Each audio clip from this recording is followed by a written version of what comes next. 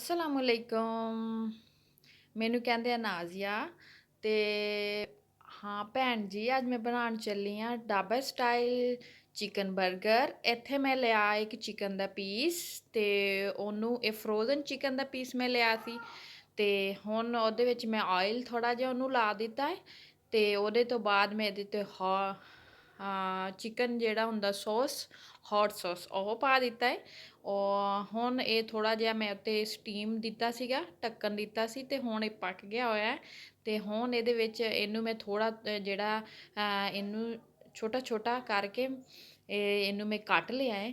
ਕੱਟਣ ਤੋਂ ਬਾਅਦ ਹੁਣ ਇਹਦੇ ਵਿੱਚ ਮੈਂ ਥੋੜੇ ਸਪਾਈਸ ਐਡ ਕਰ ਦਾਂਗੀ, ਜਿਹਦੇ ਵਿੱਚ ਹੈਗਾ ਕਾਲੀ ਮਿਰਚ ਪਾਊਡਰ, ਤੇ ਲਾਲ ਮਿਰਚ ਥੋੜੀ ਜਿਹੀ ਮੈਂ ਪਾਤੀ ਆ, ਤੇ ਹਲਦੀ ਪਾ ਦਿੱਤੀ ਆ। ਤੇ ਇਹ ਆਪਣੇ ਢਾਬੇ ਜਿਹੜੇ ਹੁੰਦੇ ਆ ਉਹਨਾਂ ਤੋਂ ਮਿਲ ਜਾਂਦਾ ਵਾ, ਤੇ ਮੈਂ ਇਹ ਘਰ 'ਚ ਬਣਾਉਣ ਲੱਗੀ ਆ।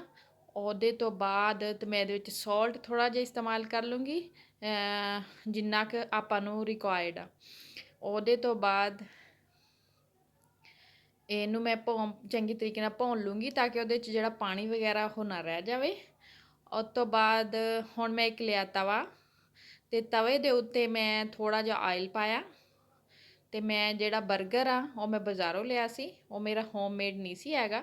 ਤੇ ਉਹ ਫਿਰ ਉਹਨੂੰ ਮੈਂ ਥੋੜਾ ਜਿਹਾ ਗਰਮ ਕਰਾਂਗੀ। ਗਰਮ ਕਰਨ ਤੋਂ ਬਾਅਦ ਉਹਦੇ 'ਤੇ ਮੈਂ ਲਾਉਂਗੀ ਕੈਚਅਪ। ਕੈਚਅਪ ਤੋਂ ਬਾਅਦ ਆਪਾਂ ਜਿਹੜਾ ਵੀ ਤੁਹਾਡਾ ਦਿਲ ਕਰੇ, ਆਪਣਾ ਦਿਲ ਕਰੇ, ਆਪਾਂ ਕੋਈ ਵੀ ਸੌਸ ਇਸਤੇਮਾਲ ਕਰ ਸਕਦੇ ਹਾਂ। ਮੈਂ ਤਾਂ ਸਿਰਫ ਇੱਥੇ ਇਸਤੇਮਾਲ ਕੀਤਾ ਵਾ ਸਿਰਫ ਟਮਾਟੋ ਕੈਚਅਪ, ਤੇ ਇੱਕ ਮੈਂ ਟਮਾਟਰ ਇਸਤੇਮਾਲ ਕੀਤਾ, ਤੇ ਵਿੱਚ ਮੈਂ ਖੀਰਾ ਇਸਤੇਮਾਲ ਕਰੂੰਗੀ। ਤੇ ਉਹਦੇ ਤੋਂ ਬਾਅਦ ਜਿਹੜਾ ਮੈਂ ਚਿਕਨ ਬਣਾਇਆ ਹਾ ਨਾ, ਉਹ ਇਸਤੇਮਾਲ ਕਰੂੰਗੀ। ਇਹ ਸਾਦਾ ਜਿਹਾ ਬੜਾ ਹੀ ਚੰਗਾ ਲੱਗਦਾ ਹੈ। ਤੁਸੀਂ ਵੀ ਘਰ ਟਰਾਈ ਕਰਕੇ ਦੇਖਿਓ। ਤੇ ਆਹ ਜਿਹੜਾ ਮੈਂ ਸੈਲਡ ਦਾ ਪੱਤਾ ਵਿੱਚ ਰੱਖਿਆ ਹੈ, ਤੇ ਇਹ ਖੀਰਾ ਰੱਖਿਆ ਹੈ। ਤੇ ਅਗਰ ਤੁਹਾਨੂੰ ਮੇਰੀ ਰੈਸਿਪੀ ਪਸੰਦ ਆਵੇ ਤੇ ਸ਼ੇਅਰ ਕਰਿਓ ਜੀ। ਥੈਂਕ ਯੂ ਜੀ।